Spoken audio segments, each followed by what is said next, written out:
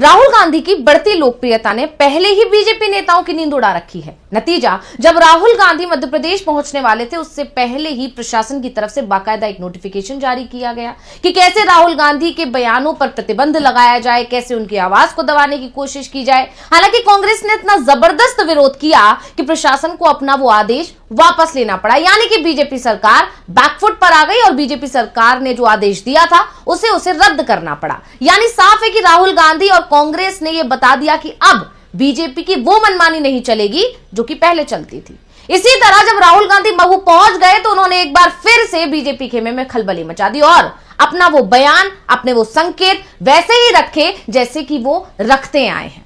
राहुल गांधी ने जब बोलना शुरू किया तो खलबली दिल्ली तक मच गई। राहुल गांधी ने एक बार फिर बीजेपी को यह संदेश पहुंचा दिया कि वो डरने वाले नहीं हैं, चाहे कितनी भी कोशिशें की जाए उनकी आवाज को दबाने की, लेकिन अब उनकी आवाज नहीं दबेगी। यही नहीं, उन्होंने एक बार फिर संविधान की ताकत को बता दिया। उन्होंने सीधे पीएम मोदी पर निशाना साधा और क्या कुछ कहा, पहले सुनिए। लोकसभा से पहले संविधान को रद्द करने की कोशिश की। इन्होंने कहा कि 400 पार हमारी सीटें आएंगी और जब सीटें आएंगी हम संविधान को खत्म कर देंगे, बदल देंगे। उनके सामने इंडिया गठबंधन और कांग्रेस पार्टी खड़ी हुई, हमारे कार्यकर्ता खड़े हुए और लोकसभा में 400 पार छोड़ो, लोकसभा में नरेंद्र मोदी जी को इस पर मत्था टेकना पड़ा था। जब वो अंदर घुसे थे, मत्था टेक कर घुसे थे। तो महू में पहुंचकर कैसे इस राहुल गांधी ने उड़ाई बीजेपी नेताओं की नींद और कैसे बीजेपी सरकारों को दी चेतावनी, साथ ही आरएसएस प्रमुख पर कैसे साधा निशाना, इसी पर हम अपनी स्पेशल रिपोर्ट में करेंगे बात। नमस्कार, मैं हूं अंशिता। राहुल गांधी लगातार बीजेपी नेताओं पर निशाना साधते हैं, अमित शाह पर निशाना साधते हैं, अंबानी अडानी को लेकर बीजेपी पर निशाना साधते हैं, लेकिन अब लोकसभा के नतीजे आने के बाद से वो बार बार बीजेपी को संविधान की ताकत का एहसास करा रहे हैं। और ऐसे ही इस बार भी राहुल गांधी के बयानों ने बीजेपी के जले पर एक बार फिर नमक छिड़क दिया। और अब राहुल गांधी ने पीएम मोदी को लेकर जो बयान दिया, जिसको अभी अभी हमने सुना है, उसको भी इसी से जोड़कर देखा जा रहा है, क्योंकि लोकसभा चुनाव के बाद से लगातार राहुल गांधी संविधान की ताकत का जिक्र कर रहे हैं और यह बता रहे हैं कि संविधान ने ही बीजेपी का घमंड तोड़ दिया है। यहां तक कि राहुल गांधी ने एक रैली में यह भी कह दिया था कि लोकसभा चुनाव से पहले जो पीएम मोदी सीना चौड़ा करके आते थे, 56 इंची सीने क्योंकि की बात करते थे, वो लोकसभा चुनाव में नतीजे आने के बाद और जिस तरह से बीजेपी को करारा झटका लगा है, उसके बाद से पीएम मोदी के कंधे झुक गए हैं। और अब एक बार फिर जब महू पहुंचे राहुल गांधी तो उन्होंने अपनी बात को दोहरा दिया, बस इस बार अंदाज नया था। तो क्या कुछ बोले हैं राहुल, पहले उनका बयान पूरा सुनते हैं। कुछ दिन पहले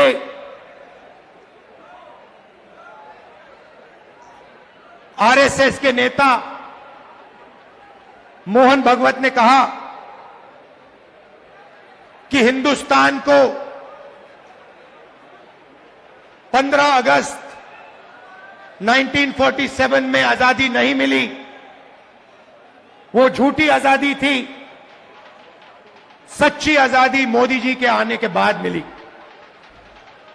भाइयों और बहनों, यह सीधा संविधान पर आक्रमण है। इन्होंने पहले लोकसभा से पहले संविधान को रद्द करने की कोशिश की। इन्होंने कहा कि 400 पार हमारी सीटें आएंगी और जब सीटें आएंगी हम संविधान को खत्म कर देंगे, बदल देंगे। उनके सामने इंडिया गठबंधन और कांग्रेस पार्टी खड़ी हुई, हमारे कार्यकर्ता खड़े हुए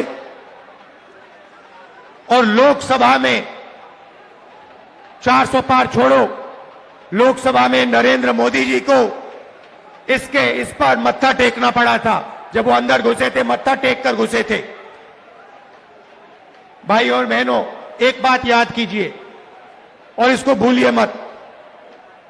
जिस दिन ये संविधान खत्म हो गया, उस दिन हिंदुस्तान के गरीब लोगों के लिए इस देश में कुछ नहीं बचेगा।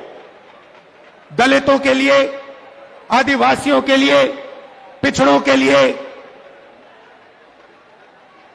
देश में कुछ नहीं बचेगा। लक्ष्य इनका यही है।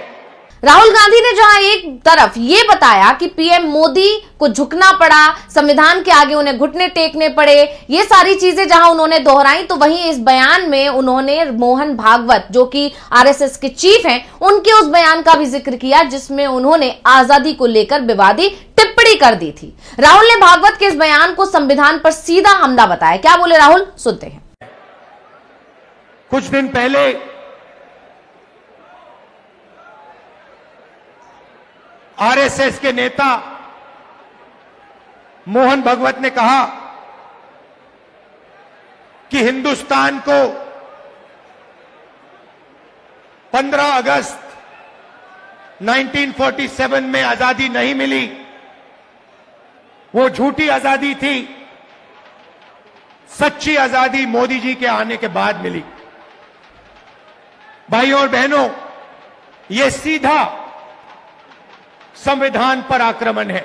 आपको याद होगा कि जब ये खबर आई थी कि राहुल गांधी मध्य प्रदेश में रैली के लिए जाने वाले हैं, तभी से इस बात की चर्चा शुरू हो गई थी कि राहुल जब महू पहुंचेंगे तो आखिर किन किन मुद्दों पर बात करेंगे। दावे यहां तक किए जा रहे थे कि राहुल गांधी महू की धरती से आरएसएस प्रमुख के बयान पर अपनी प्रतिक्रिया जरूर देंगे, वो संविधान के मुद्दे पर बीजेपी को जरूर घेरेंगे, और जैसे कि दावे किए जा रहे थे हुआ भी ठीक वैसा ही।